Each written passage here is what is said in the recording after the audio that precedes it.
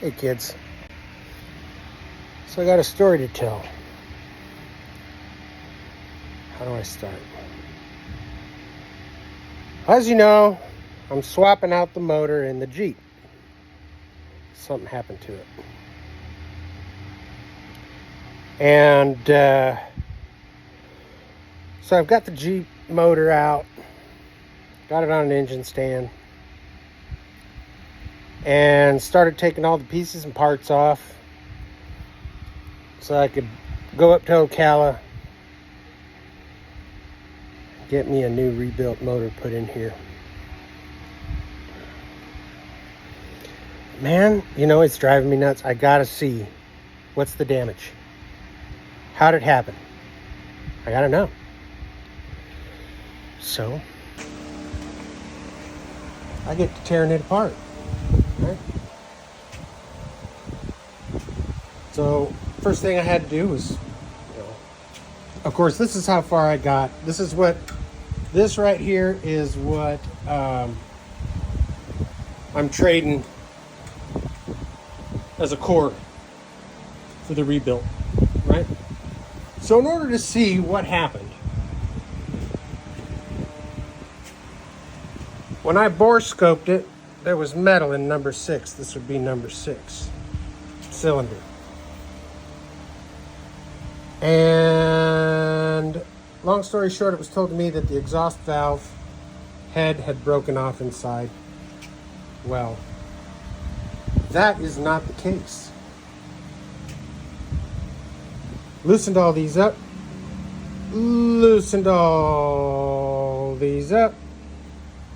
Pulled the head. And I found a whole bunch of maraca makers. Not only were the maraca makers in cylinder 6, they were in cylinder 5, they were in cylinder 4, cylinder 3, and cylinder 1. But most of them were in cylinder 6. All right? Cylinder 6, when the engine's in the Jeep, it sits just about like that, with cylinder 6 being the lowest point. Okay? Not only that, but when it's parked in the driveway, it's also at more of an angle, which puts that motor even more of an angle, right? Which means our maraca makers liked to live right around here, right? Now, why do I say they lived around here? I'll tell you why. My mechanic friend and neighbor, Todd, and I took this thing apart and we started looking it over. And we pulled out all the maraca makers. And the maraca makers, also known as engine killers, are these guys, right? When we bore scoped it, we thought, that's the remains of a exhaust valve head. No. It's brass. Tin-covered brass. Tin-covered brass. What the heck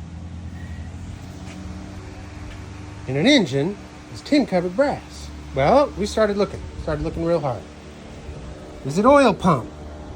No, it's not oil pump. The oil pump's over here. It looks fine. Of course, the oil pump lived down here. But was it the gears on the cam? No, the gears on the cam were fine. There's nothing in this motor that could produce this much metal, brass, tin-covered brass, and drop it into a cylinder. Man, we scratched our heads. We were wondering what in baby Jesus green earth, Lord, what on your green earth could this be? I dumped out the pieces and parts onto the table and started looking at him. He says, I'll bet that's a washer. I said, man, I don't know, I guess that's kind of roundy there. Well, wait a minute, that one's kind of roundy too. And you know what? It looks like there's some structure to it. And You know, some of these bigger pieces here, well, boy, I don't know. I get to about here, and Todd goes, "You know what that looks like?" And I said, "That looks like a key. That looks like a key. That looks like a key." All of a sudden, a light bulb goes off. Key? A key. Well, by golly, I've got a key that lives in the engine compartment. It's normally zip tied right here. It's normally zip tied right here. There's a key that lives right here. Why does the key live right there? Why would an off-road vehicle have a spare key up under the hood?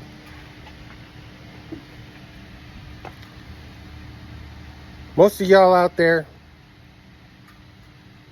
from the country too, just like me. I don't know if it's happened to you in your youth. If you ever lost the key and you had to walk all the way back to town because you were out in the woods and you dropped the key somehow in the woods and the dirt and whatever, you learned to zip tie a key somewhere in your rig. Now, how did it end up in my engine? How did it end up in the top end of the engine, able to find its way into a cylinder?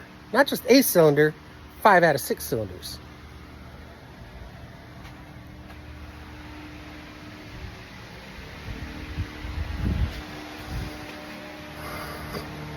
There happens to be a handy dandy little door where a key would just plop right into if you were the kind of person that would maybe think of doing something like that. Kind of person who, for whatever reason, doesn't like his job or feels that the world's not treating him right, or, oh, who knows. Maybe got a ticket from the Coast Guard, and because my Jeep is all covered in Coast Guard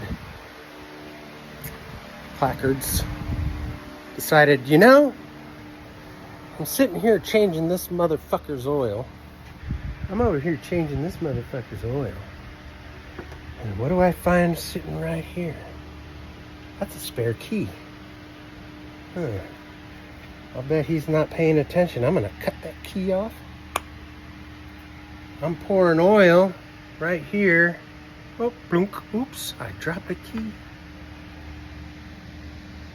Last somebody who had access to my engine compartment stood right here where my key lives and had their hands around the oil fill was a 5-minute oil change place about 5,000 miles ago. I run full synthetic, so I don't change my oil but every 6,000 miles. I had about 1,000 miles to go.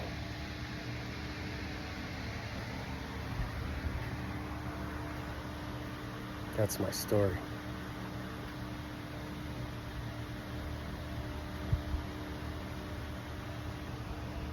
He's pissed. Pissed. What do you do about it though? 5,000 miles ago. They're not going to have the video at the oil place. I mean, I might be able to go over there and have them look up who are the techs that did my oil change. Right? What good's it going to do me? I still have to replace the motor. Unless you've got some magic bullet idea on how to... I shouldn't have said too soon for the bullet idea. Never mind.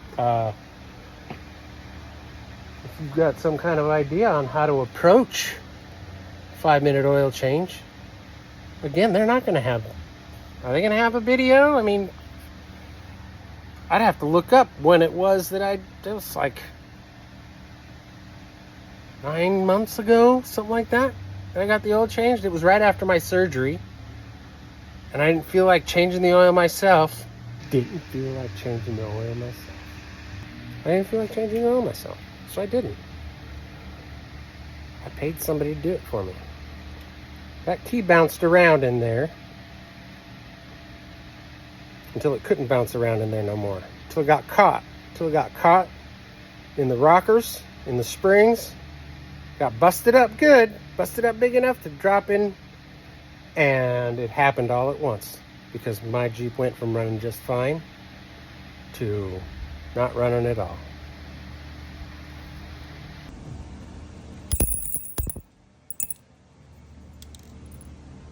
Mean people suck. Mean people suck.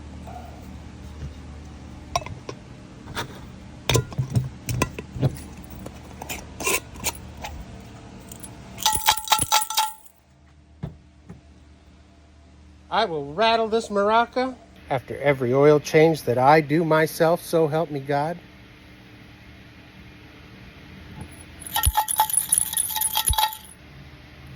Love ya.